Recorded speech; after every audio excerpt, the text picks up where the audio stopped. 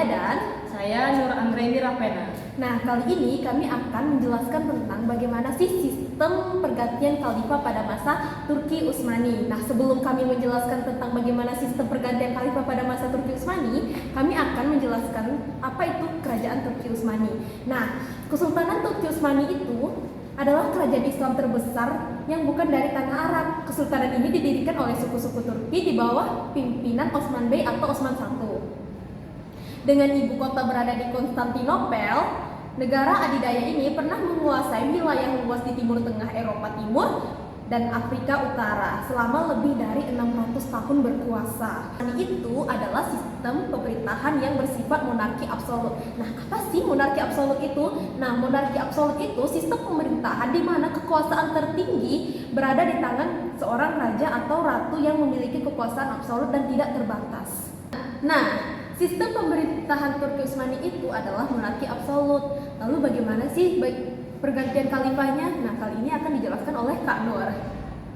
Nah, untuk pergantian khalifahnya di Kesultanan Turki Utsmani ini, di mana kendali pemerintahannya itu berada di tangan penguasa atau khalifah. Nah, dan juga keluarga kerajaan. Otoritas kekuasaan terletak pada keluarga, bukan pada anggota-anggota yang ditunjuk. Jadi, tidak ada hukum baku yang mengatur pergantian kekuasaan, yang ada hanyalah tradisi suksesi damai dan pemerintahan yang panjang. Nah, pada awal abad ke-17 Masehi, penguasa selalu diganti oleh salah seorang putranya. Setelah itu, yang lazim berlaku adalah manakala seorang penguasa mangkat atau lengser, maka digantikan oleh anaknya yang tertua. Kedudukan di bawah penguasa ditempati oleh penjabat tinggi atau menteri besar. Nah, jabatan ini memiliki kekuasaan di bawah sang penguasa yang dibantu oleh sejumlah wazir, yang dimana kepala pemerintahannya itu dilakukan secara tertutup, hanya hubungan kekeluargaan. Jadi, seandainya nih rajanya meninggal, digantikan oleh putranya gitu. Nah, jika pada masa klasik dan pertengahan, pemikiran tentang kenegaraan tidak mempersoalkan integrasi agama dengan negara. Maka ketika Islam bersentuhan dengan Barat, secara berangsur-angsur muncul gagasan-gagasan baru yang diantaranya mendukung pemisahan agama dan negara. Al-Quran dan hadis sebagai sumber ajaran Islam tidak menyebutkan secara jelas bentuk pemerintahan yang baik, tetapi hanya menjelaskan prinsip-prinsip etika, moral, dan norma-norma hukum. Oleh karena itu, umat Islam diperbolehkan dan diberikan kesempatan untuk memutuskan bentuk bagaimana negara itu dipandang cocok atau dengan kondisi zamannya seperti itu. Nah, pada tahun 1839, di mana Tanzimat muncul sebagai sebuah kelompok yang melakukan gerakan reformasi sosial dan politik yang mengubah Kesultanan Turki Utsmani dengan mengintegrasikan ke dalam lembaga-lembaga modern Barat. Kemakmuran suatu negara bergantung pada kemakmuran rakyat, dan kemakmuran rakyat dapat diperoleh dengan menghilangkan pemerintahan absolut.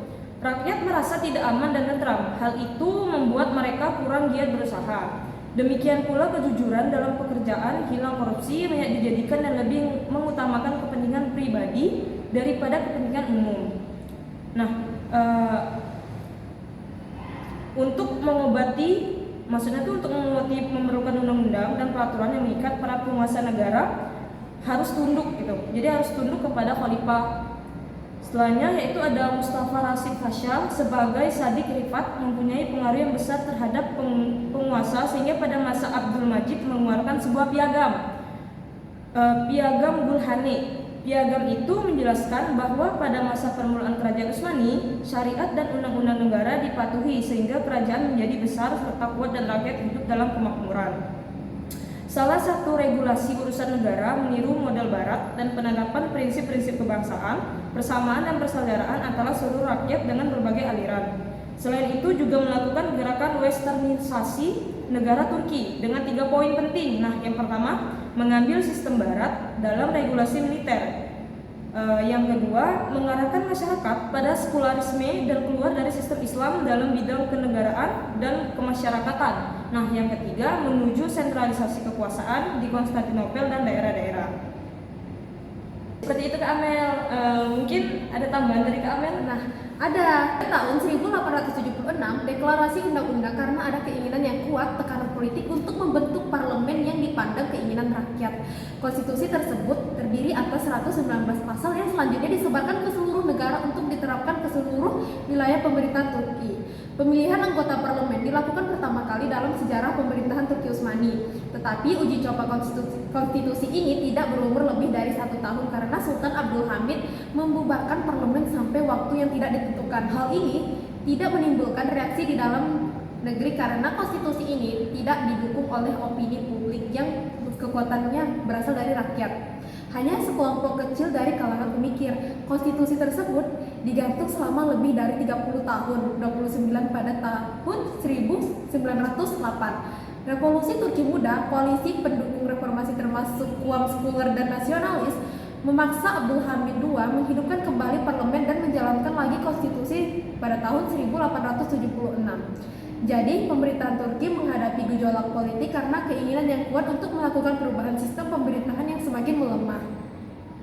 Setelah kalah dalam Perang Dunia I, kerajaan Turki dibagi sebagaimana yang termuat dalam Perjanjian Versailles yang ditandatangani pada Agustus pada tahun 1920. Istanbul diduduki oleh pasukan Britania dan Prancis. Mustafa Kemal tampil menggalang-galang tersebut.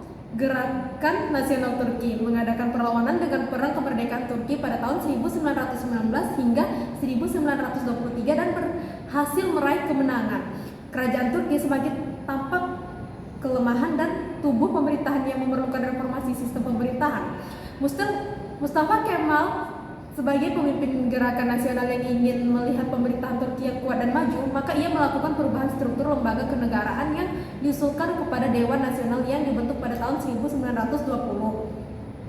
Untuk menghapuskan lembaga kesultanan yang disetujui pada tahun 1922 dan sebagai gantinya dibentuk Republik Turki pada bulan Oktober 1923 dan Mustafa Kemal kembali dipilih sebagai presidennya.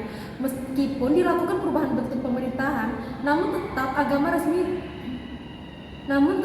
resmi negara adalah agama Islam. Dalam pada itu Khalifah masih tetap memegang kekuasaan yang melahirkan keracunan dalam ketatanegaraan. Maka pada tanggal 3 Maret 1924, lembaga kekhalifahan pun dihapus oleh Dewan Nasional sekaligus berakhir pemerintahan bentuk khalifah di dunia Islam. Dengan demikian, pemikiran Turki menjadi pemerintahan yang berbentuk republik pertama di dunia Islam sebagai akibat dari perubahan sosial politik yang berkembang, terutama pengaruh kemajuan yang diraih oleh Barat. Nah, jadi begitu ya teman-teman. Nah, sekarang kesimpulannya akan disampaikan oleh Kak Nur. Baiklah teman-teman, adapun kesimpulannya yang dimana sistem pemilihan khalifah di Kesultanan Turki Utsmani lebih menyerupai sistem monarki dan dimana turun-menurun bukan melalui musyawarah. Nah, mekanisme tersebut mencerminkan realitas politik dan budaya pada masa itu. Nah, jadi pergantian khalifah pada masa Turki Utsmani ini digantikan oleh putranya atau anak pertamanya. Nah, adapun di Turki Utsmani ini karena adanya gerakan Tanzimat yang dimulai dari adanya Piagam Gulhane yang berlangsung selama 30 tahun yang membuat sistem kekhalifahan Turki Utsmani menjadi republik. Nah, yang mana itu terjadi pada bulan Oktober 1923. Nah, untuk presiden pertamanya itu adalah Mustafa Kemal. Nah, sekian penyampaian dari kami.